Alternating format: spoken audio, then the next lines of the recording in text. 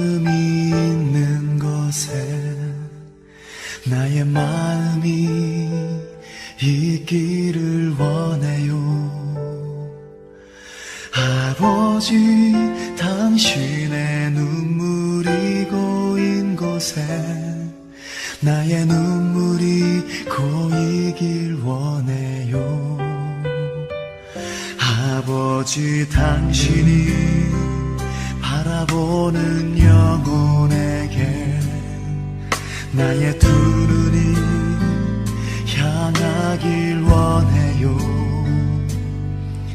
아버지, 당신이 울고 있는 어두운 땅에 나의 두 발이 향하길 원해요. 나의 마음이 아버지의 마음 알아. 내 모든 뜻 아버지의 뜻이 될 수 있기를. 나의 온 몸이 아버지의 마음 알아. 내 모든 삶 당신의 삶 되기를.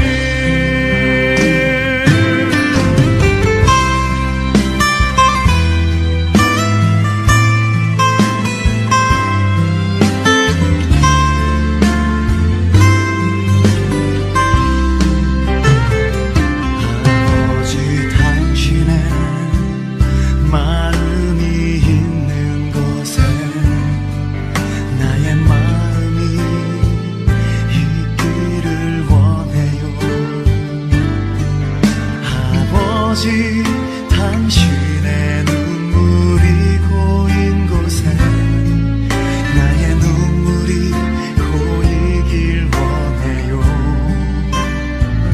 아버지, 당신이 바라보는 영혼에게 나의 두 눈이 향하길 원해요. 아버지, 당신이 울고 있는 어두운 땅에 나의 두 발이 향하길 원해요.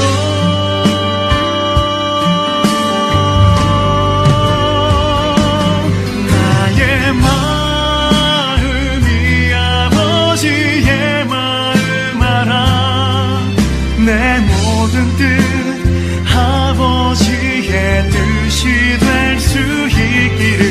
나의 온 몸이 아버지의 마음 알아. 내 모든 삶 당신의 삶 되기를.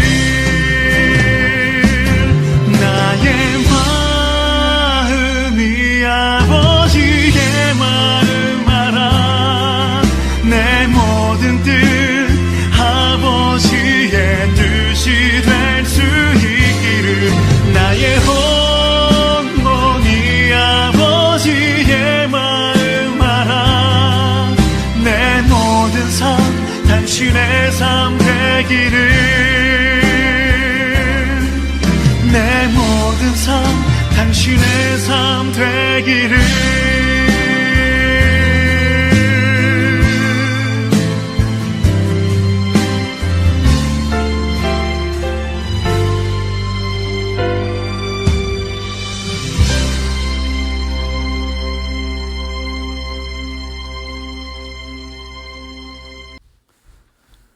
오늘 우리에게 주신 하나님의 말씀은 고린도전서 7장 25절에서 31절까지의 말씀입니다. 다 같이 화면을 보시면서 합독해서 읽겠습니다. 처녀에 대하여는 내가 주께 받은 계명이 없으되 주의 자비하심을 받아서 충성스러운 자가 된 내가 의견을 말하노니 내 생각에는 이것이 좋으니 곧 임박한 환난으로 말미암아 사람이 그냥 지내는 것이 좋으니라. 내가 아내에게 매였느냐 노이기를 구하지 말며 아내에게서 노였느냐 아내를 구하지 말라. 그러나 장가가도 죄 짓는 것이 아니요 처녀가 시집가도 죄 짓는 것이 아니로되 이런 이들은 육신에 고난이 있으리니 나는 너희를 아끼노라. 형제들아, 내가 이 말을 하노니 그때가 단축하여진 고로 이후로부터 안에 있는 자들은 없는 자 같이 하며 우는 자들은 울지 않는 자 같이 하며 기쁜 자들은 기쁘지 않은 자 같이 하며 매매하는 자들은 없는 자 같이 하며 세상 물건을 쓰는 자들은 다 쓰지 못하는 자 같이 하라. 이 세상의 외형은 지나감이라. 아멘. 하나님께서 이 말씀을 통하여 우리에게 은혜 주시기를 원합니다. 하나님의 크신 사랑과 은총이 여러분의 삶에 함께 하시기를 빕니다. 오늘은 이 세상의 외형은 지나감이라 라는 제목으로 함께 하나님의 말씀을 나누겠습니다. 최근 전 세계적으로 나타나는 공통적인 현상 중에 하나가 바로 결혼 연령이 늦어진다는 것입니다. 과거에는 대부분 20대에 결혼을 했었는데 최근 사회 분위기는 20대에 결혼을 하면 매우 빠른 나이에 결혼한 것으로 여겨집니다. 평균 결혼 연령은 점점 늦어지고 있고 결혼하지 않고 독신으로 사는 사람도 점점 늘어나고 있습니다. 이렇게 결혼이 늦어지고 1인 가구가 증가하고 있는 데에는 여러 가지 사회적 현상이 있습니다. 오늘은 신앙적 관점에서 살펴보도록 하겠습니다. 최근에 성도들의 이야기를 들어주며 상담을 할 때 가족이나 자녀 중에 결혼이 늦어지고 독신으로 사는 가족 문제로 상담할 때가 종종 있습니다. 그리고 때로 교인들에게 독신의 은사에 대해서 질문을 받기도 합니다. 교회 내에서 결혼이 늦어지고 있는 청년들에게도 이런 질문을 여러 번 받아보았습니다. 많은 청년들이 결혼에 대해서 부담을 느끼고 있는 것이 현실입니다. 젊은이들이 경제적으로 자립하기 어려운 것도 큰 이유 중에 하나입니다. 그런데 많은 경우에 젊은이들이 결혼을 망설이며 혹시 내가 독신의 은사를 받은 것은 아닌가 하고 고민하는 경우에 그 고민이 근본적으로 잘못된 경우가 많습니다. 독신의 은사를 받았는가에 대해서 고민하는 젊은이들은 대부분 자기 자신에 대한 고민인 경우가 많습니다. 자신의 외모나 조건에 자신이 없는 경우, 그리고 나이가 들어가는데 이성 친구가 생기지 않고 사랑하는 사람을 만나지 못하고 이성 친구가 없어도 생활하는데 불편함이 없고 그리고 혼자 살아도 행복에 대한 자신감이 있는 경우에 혹시 내가 독신의 은사를 받은 것은 아닐까라고 고민하게 됩니다. 하지만 독신이 은사라는 점에 비추어 생각해보면 이러한 고민이 모두 잘못된 것임을 알 수 있습니다. 은사는 하나님께서 특별한 목적을 위해서 주시는 것입니다. 그리고 은사는 대부분 하나님의 나라와 이웃을 섬기기 위해서 사용되는 것입니다. 따라서 독신의 은사를 받았는가에 대해서 고민하기보다는 내가 사랑할 준비가 되었는가, 이런 문제에 대해서 고민하고 자신을 되돌아보는 것이 좋습니다. 결혼은 긴 시간을 헌신해야 하며 큰 책임이 따르는 거룩한 사건이기 때문입니다. 이런 관점에서 생각해보면 독신의 은사는 하나님께서 수도사 등을 비롯해서 매우 특별하고 예외적으로 하나님의 뜻을 이루기 위해서 주시는 은사라고 볼 수 있습니다. 또한 은사는 영원한 것이 아닙니다. 어떤 은사를 받았다가 사라지기도 하고 없던 은사를 나중에 받기도 합니다. 오늘 본문 말씀을 중심으로 생각해 보겠습니다. 고린도 교회 교인들은 바울에게 결혼을 앞둔 처녀가 결혼을 해야 하는지 아니면 결혼을 하지 말아야 하는지에 대해서 물어보았습니다. 고린도 교회 교인들이 왜 이런 질문을 했는지 그 이유와 배경을 먼저 살펴보겠습니다. 당시 기독교인들은 로마 제국에서 보호자가 없는 소수 종교였으며 안으로는 유대인의 핍박을 받고 있었습니다. 그리고 밖으로는 로마 제국의 박해를 받고 있기도 했습니다. 그리고 교회 내에서 세력을 키워나가는 금욕주의자들의 주장으로 인해서 혼란을 겪고 있기도 했습니다. 또한 고린도 교회를 비롯한 초기 그리스도인들은 대부분 임박한 재림 사상을 믿고 있었습니다.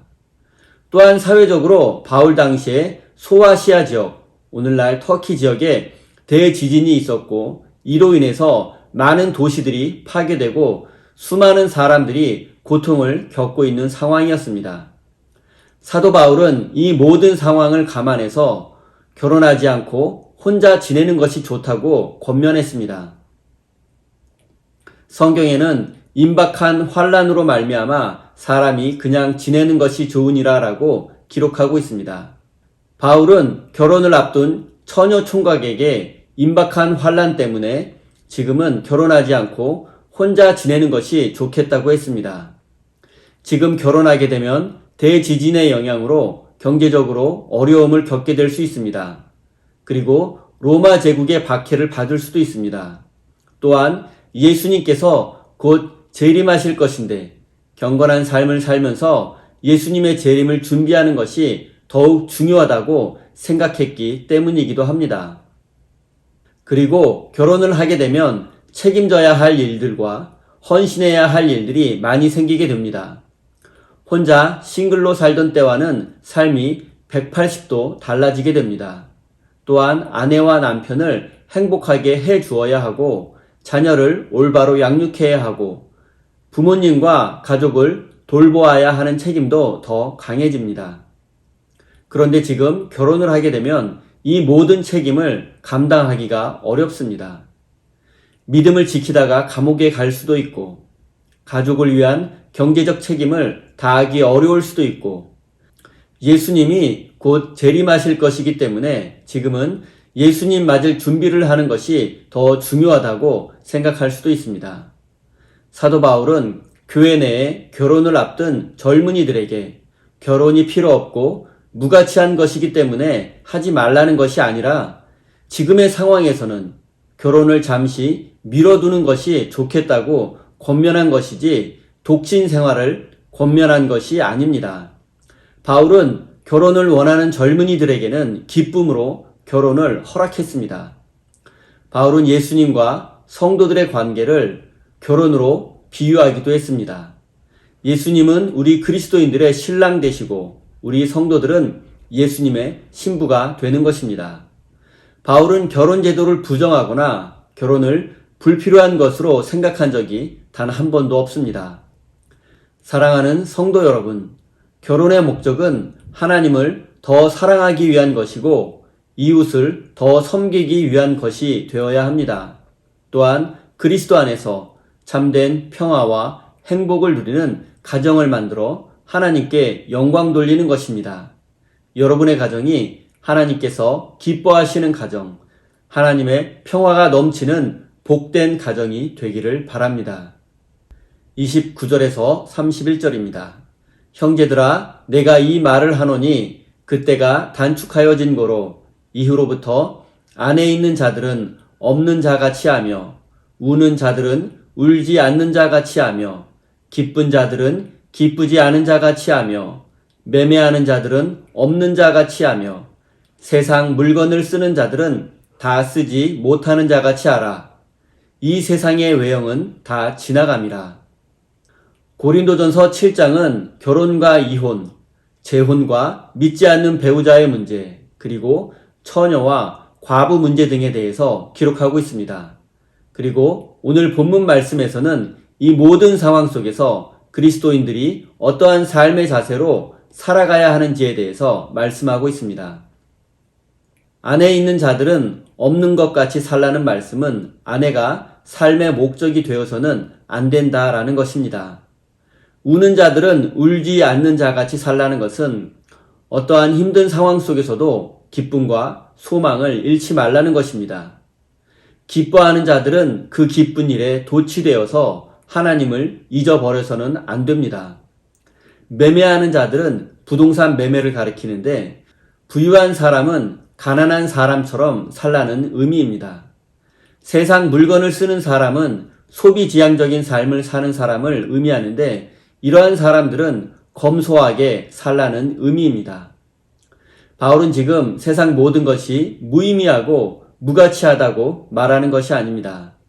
아내도 기쁘게 해주어야 하고 힘든 일이 있는 것도 사실이고 돈도 필요하고 세상에 필요한 것이 너무나 많습니다. 하지만 바울이 말하는 것은 세상 일을 그대로 받아들이되 세상 일이 삶의 목적이 되어서는 안 된다라고 말씀하고 있는 것입니다. 세상 일에 과도하게 몰입해서 살거나 그것에 빠져서 살아서는 안 된다라는 것입니다.